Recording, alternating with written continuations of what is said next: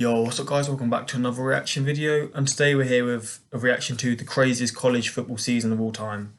A lot of you guys wanted me to see this, like recently you guys have been like, not spamming, but you've been like consistently telling me to react to this. And I mean, I'll tell you what, it's by Katie, I really enjoy his videos. And again, if you guys want me to really, like, if you guys really want me to react to something, I'm going to do it. And yeah, so the craziest college football season. I've not reacted to college football for quite a long time now. Let's get back into it. I do really enjoy it because it's a lot more like, because college football, I think someone told me players don't get paid for it, so it's a lot more to do with enjoying the sport. Obviously, NFL players will enjoy the sport, but college football just seems a lot more like pure in a sense. So let's just get into it and see what this is about. I'm assuming this is going to be like a full season, and it's going to be like a team making a comeback. Maybe I'm not too sure. But 2007. Okay. In sports history. 2007 was simply the greatest college football season ever played. Come after me! I'm a man! I'm 40! With so many twists and turns throughout the season, the best way to be able to tell this story will be through the weekly chronological timeline from the perspective of the polls. Because what ended up happening in 2007 has so much historical significance in relation I'm excited to the see polls, this. things that had never. So is it like a team who weren't seen as like the title challengers? I'm guessing it's going to say. I'm just trying to think what it could be. Happened in the I've never heard 71-year about this history of before. the AP poll were happening on a constant basis throughout 2007. I think in a year we've had so many upsets in college football, how fitting to have Kansas and Missouri controlling their own destiny, not only for a conference title, but to get to the national title. It's an amazing year. How many match weeks are there? Welcome to the season. I'm going to search how many match weeks there are in college football. And also, you guys asked about why I have Bing. I don't know why. It's just my default browser. How many? What is it? Match weeks. That's one word, isn't it? In college football.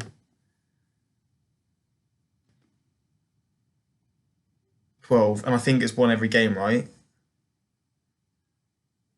And then obviously if they get through to the playoffs, they'll get more. I think that's the case. Or the championship. But is there playoffs in college football? Of the Big Ten Network. You look at the Michigan Wolverines are ranked in the top 5. And Charles, when you look at them, especially in offense, there are lots of reasons why. Everyone remembers this game. Michigan losing at home to lower division opponent Appalachian State. Snaps good, the whole kick. Oh! The kick is I love counter-attack like that. They're the best things to see, man. It's the most famous They college counted football them. upset of all time, and Michigan suffered major fallout after this game. Let's focus on the short-term effect. They went from a top 5 team and a national title contender to falling completely out of the rankings. What, because of one game? That game really affected them. 21 years the AP poll had been published, this was the largest drop in the rankings ever. Michigan's loss was so embarrassing, it caused ESPN's analyst Lou Holtz to get upset enough that he cursed on live TV. Boy, the locker room's completely different. Everybody moaning, pointing fingers, complaining about this. Second stringer saying, "I can play." Jeez, this must have been a really big thing. You have no idea how many problems happen in the locker room when you lose. Well, he wasn't wrong. Michigan would get smoked the following week by Oregon, with the most memorable moments being the Statue of Liberty play, followed by that's the crazy. Statue of Liberty. That's insane, man. I remember seeing that in the compilation video, but that is nuts. The fact that they even do that is just, it's my... This is a huge win for South Carolina. It would be a defining win during the short tenure from Steve Spurrier. This one up Week for 2. grabs. Jump ball and knocked away and picked off by Brinkley. Woodson from the gun, play fake, step it up.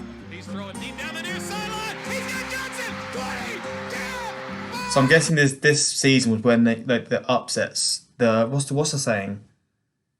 David versus Goliath sort of upsets were happening consistently, like every week. This is, yeah. Which is like, that's the best thing to see, man. Again. Has time. Going deep. Got a man, and it's broken. Morgan Trent and Jamar Adams just saved the day. Over the course of weeks 2, 3, and 4, there were a total of 9 upsets. Wow. In the grand scheme of college football, Jeez. this is a pretty normal amount. Things take off, however. So that's normal for that much. When there were 9 in 2 to 4. So in 2 weeks, 9 upsets is normal.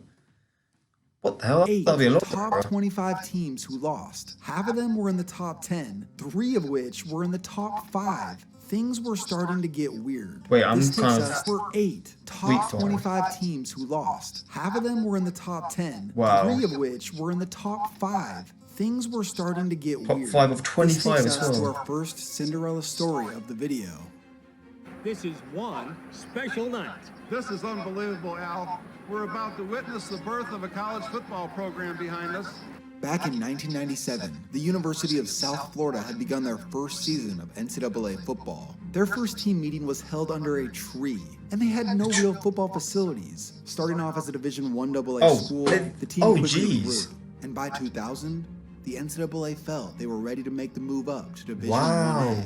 Over the course of the rapid growth. Like 3 years before, they didn't even have proper facilities, and now they're competing. The next 7 years, they did decent, especially for being recently formed, but not in the grand scheme of major college football. They had never been ranked. That was until week 4 of the 2007 season, where USF entered the polls for the first time. After another win, they moved up 5 spots to number 18. Go on. Suddenly, Week 5's matchup against number 5 West Virginia had become the biggest game in program history up to that point. Jeez. Wait, really? The biggest ever game? Why is that the case? What makes that? Is it because of the come up of this team and how like inconsistent and how they were a decent team, but they were never like a top team, and suddenly now winning this could put them like up high up in the rankings? Is that why it's like the biggest one, because of how important it is to this? So I assume rankings is like, it's kind of like league positions in soccer.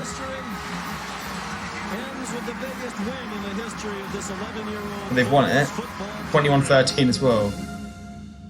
I love it when I wasn't even paying attention to this really, but the fans were all on the field.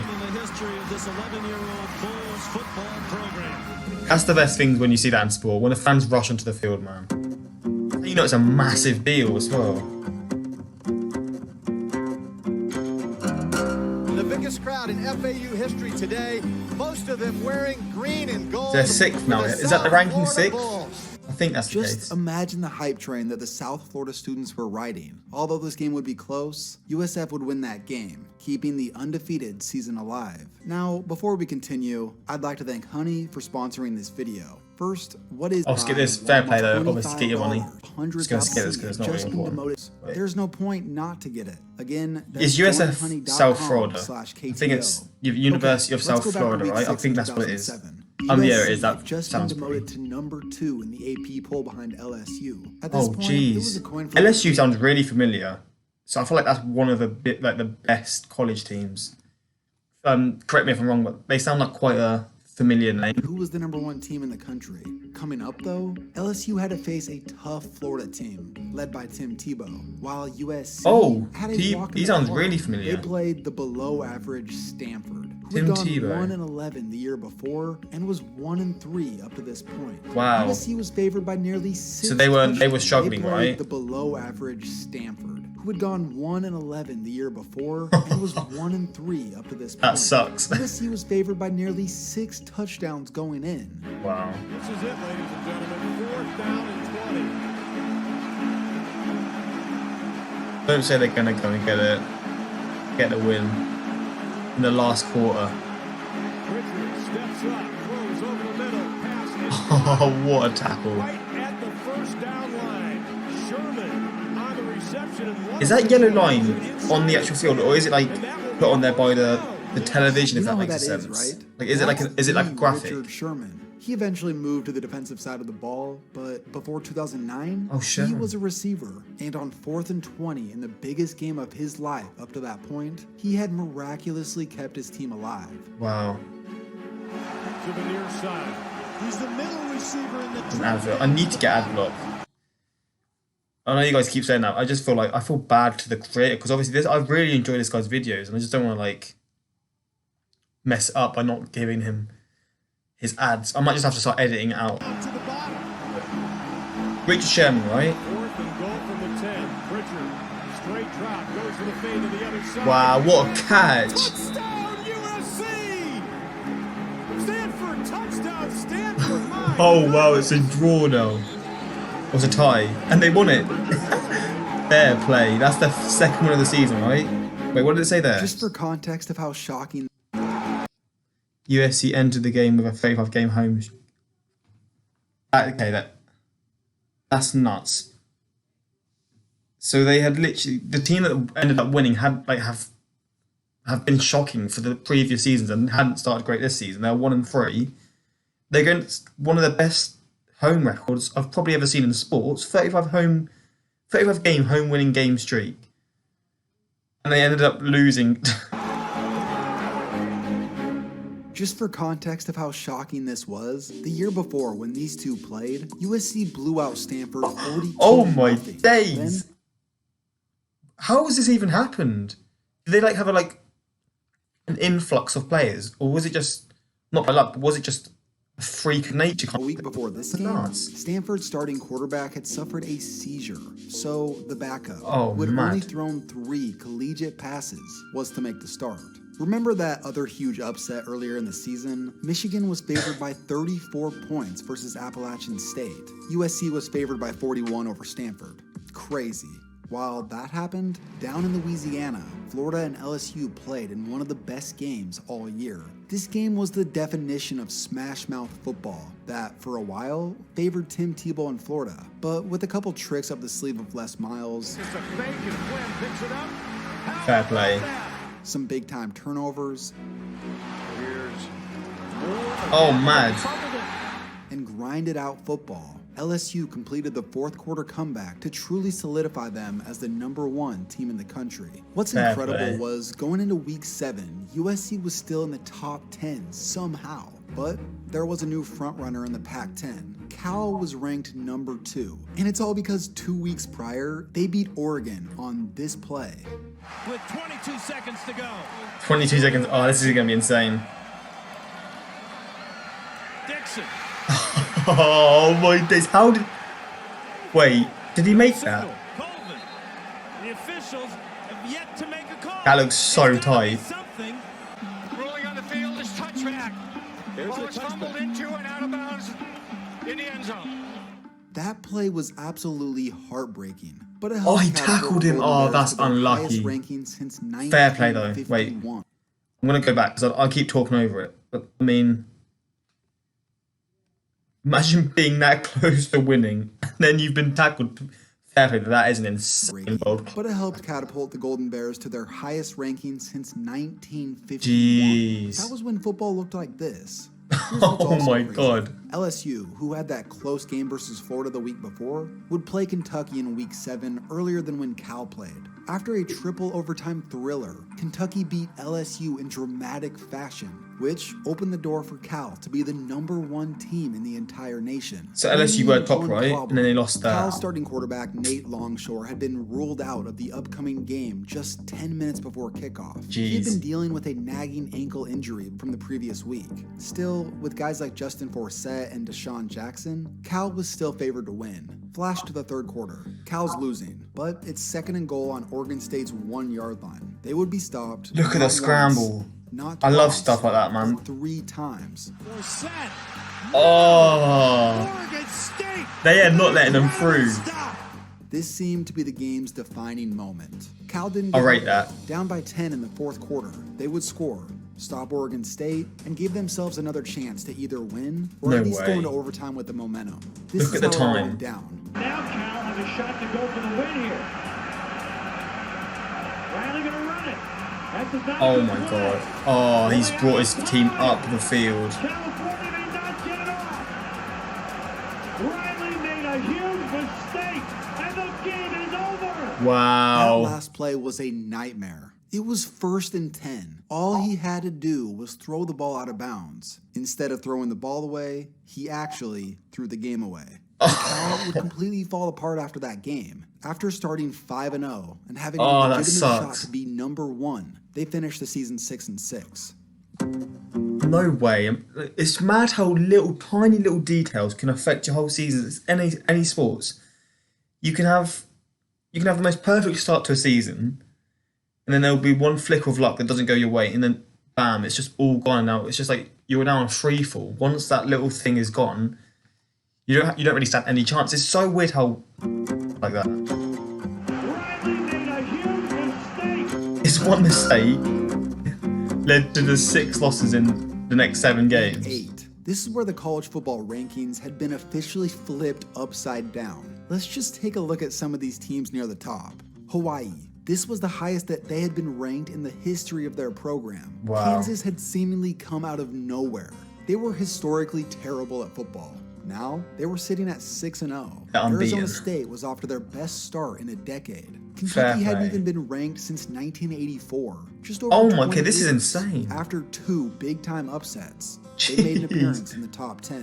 Where did Boston College come from? They were led by Matt Ryan, and this was the highest that they had been ranked since before World War II. And to top them all, South Florida, who had never been ranked in the history of their program until this year, sat at number 2 in the rankings. Looking at what is going on here? I can see where this is. Like, I can never even imagine this in soccer because there's never been a case like this. So I can only imagine the fans that were experiencing this must have been so confused. But like, this must have been such an exciting season. It's something different. All these unranked, low-level teams have suddenly came out of the blue. And now they're some of the best teams during this season. Their upcoming schedule, compared to some of the games they already played, the chances of reaching the national championship game were real. People felt that their upcoming game versus Rutgers was probably their toughest one left. They make it through this game, it was most likely smooth sailing on their way to becoming the most shocking team to make the national title in recent memory. BCS number 2, out of timeouts. Down 3. Perfect season. Number 2 BCS ranking comes down to this play. No way. Brophy fires other side. Oh. Flag down. It's caught. Caught by Amari Jackson. Now we'll check the flag. He comes back. Pass interference. Number 18 offense. Pushing off the defender. Wait, so does that mean they've got it or not? Push, almost not necessary. Because oh, that sucks. That means they haven't got it, doesn't it? Was in a decent position to go get it where everyone can converge on it. 6 men standing 30 yards from line of scrimmage for Rutgers. Or maybe they're going to get another chance. Into traffic. Oh, what a defensive catch. Fair play. You got to rate that. This Cinderella story got ugly. Real ugly. On the line on this play. Oh, no. Brophy. End zone, incomplete. UConn takes over. Again, it's just fine little details that end up just ruining your season, isn't it? This is going to be awful. They disappeared pretty quickly, but to go back to that Week 8 loss against Rutgers, people started to notice a particular trend. This had marked 3 weeks in a row that the number 2 team in the nation had lost. So the burning question that swept the nation, will it continue? Well, in Week 9, it sure looked like it. After going scoreless the entire game, they would score a touchdown, win for an onside kick, got it, then drove down the field to set up this. Chance here to force overtime. Look at how low the scoreline is as well. Right now if you're Matt Ryan. Such a low scoring game. In 18 seconds left, yeah? Cannot take a sack here. Ryan will fire. Oh my goodness. Oh! What a way to do it. Fair play. What a way to ruin, to kill the streak as well. To finish the streak of, 3 match weeks in a row, second place, had lost. He's 10 seconds away from losing, and then that player makes that insane throw, and now they've ended up winning. Goes silent. That's incredible. That pass by Matt Ryan was unbelievable. Boston College had broken the trend. What a way to do it. Fair play. On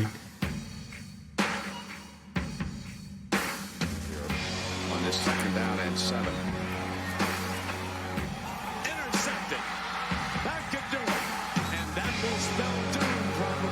For another number 2 team. What is it about number 2 this year? They lost it the next week. Oh no. It's like a curse.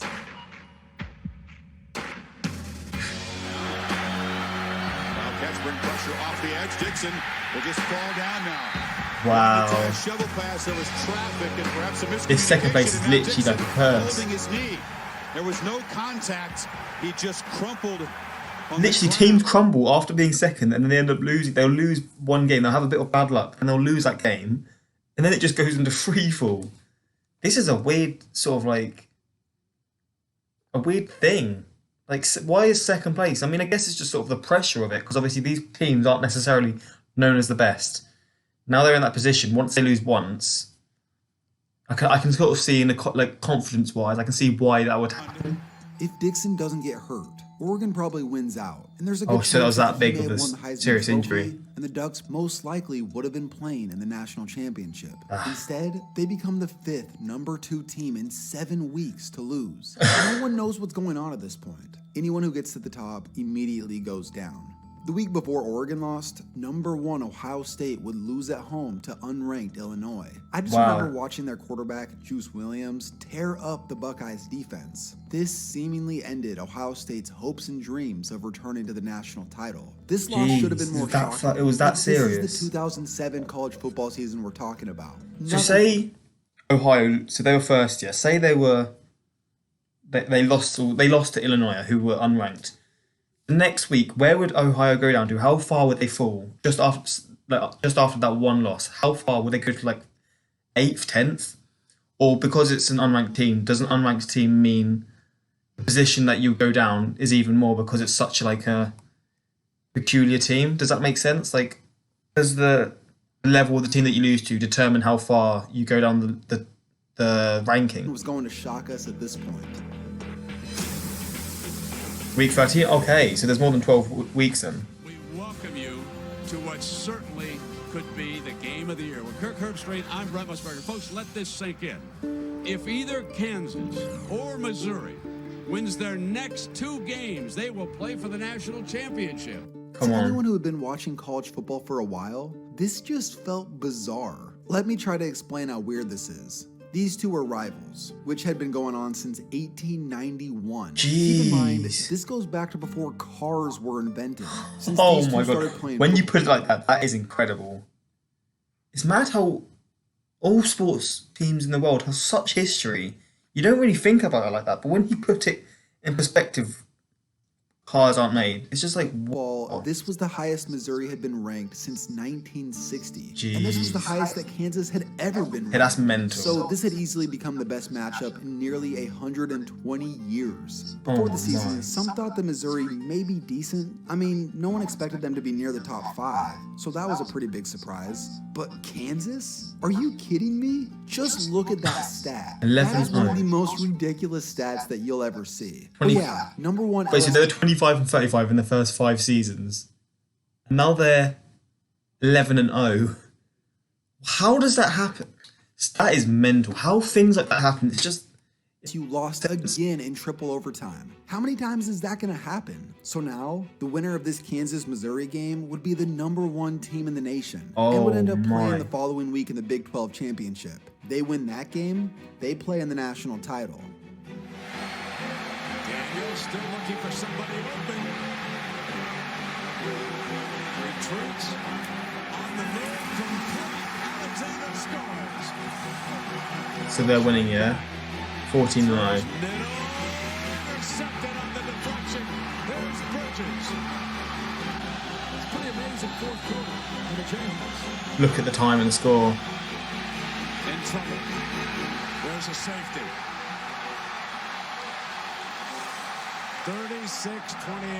36-28. We've won. I don't know how I didn't see this coming. Kansas was number 2. You can't win in 2007 if you're number 2. West Virginia sideline, guys, it's quiet. There are very few. I've just noticed, I've been saying playoffs. Is there even playoffs in college football? I don't know if there is.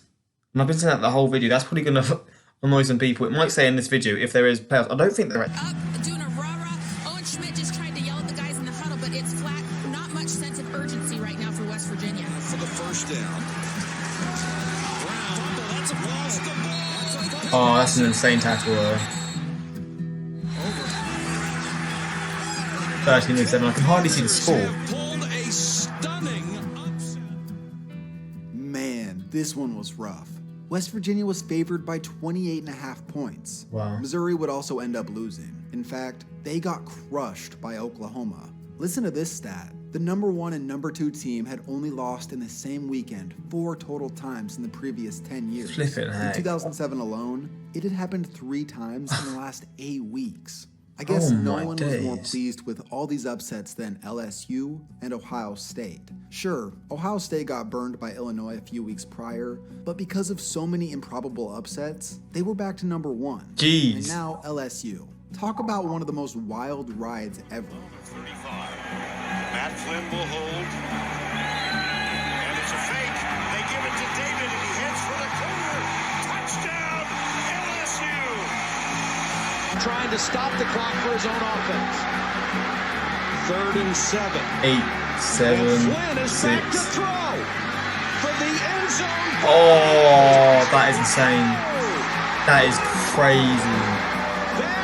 There was 1 second left, and they've won it. LSU's season was magical. Besides all the crazy plays, they lost in triple overtime, twice. The second loss seemed to be the nail in the coffin. No team in the BCS era had made it to the championship with 2 losses, let alone losing just a week before conference championship weekend. But 2007 has proven to be a first for everything. Although it seemed like luck had gotten LSU to this point, in the actual national title game, it was anything but.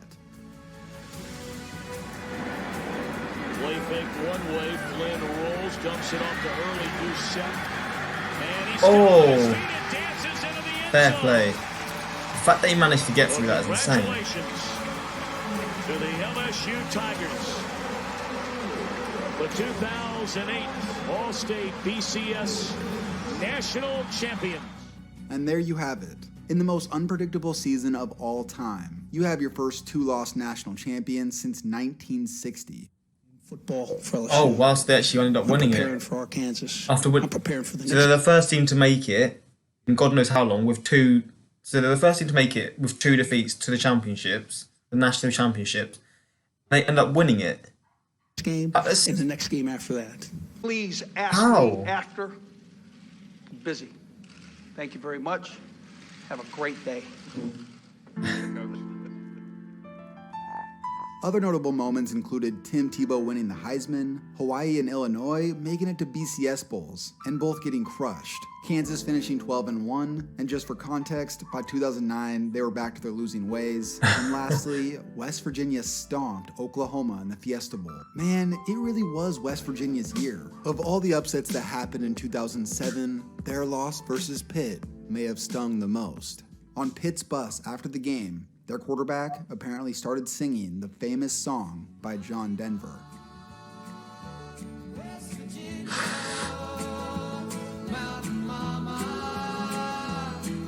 He's like, oh, it's done to him, yeah? Oh, that sucks. That 1 loss. We will see one of those X factors in Yeah, this fair play to this guy, man. Britton Colquitt. He makes some insane In the videos. country, up against the #1 return man, Deshaun Jackson. And does he punt to him? I think he has the confidence to say, I'm going to punt right to him. You'll never see a Colquitt back away. Here comes Deshaun, shake and bake. Can he beat the second? Oh my, no way. Oh. He's just absolutely played with him there. Oh my days. Fair enough. What a run. He's absolutely played with him. He's toyed with him there. Fair play for this guy, man. Again, if this was just a random video, I wouldn't have really understood what was going on. But because of the way this guy sort of formats his videos, it's just really like simple for me. Because obviously, I'm not like so knowledgeable on the sport yet. So this video really helped. And to be fair, I understood about 99% of it. It's only the part that I was saying playoffs when obviously it was national championships. But still, quality video, fair play to KTO. And I appreciate the suggestions to this video because, I mean, do you reckon a season like this will ever be like ever happen again? Because surely, like, with all those underdog stories, there was like, what, 3 different underdog stories at different times? And then obviously the second place sort of, what's the word? Second place fever, as in a sense, where the team in second place consistently lost. And it's just kind of weird how all those events happened in the same season. But I guess made for one of the most magical, if not the most magical, college season in the world. And obviously the LSU won. How many? Because I feel like LSU are a big team, but I'm not 100% sure because I feel like I did do a reaction video on them, and that's why I think that. But maybe they are just one of the best college football teams ever. But yeah, appreciate the suggestions. See you guys next time. Like, subscribe, peace.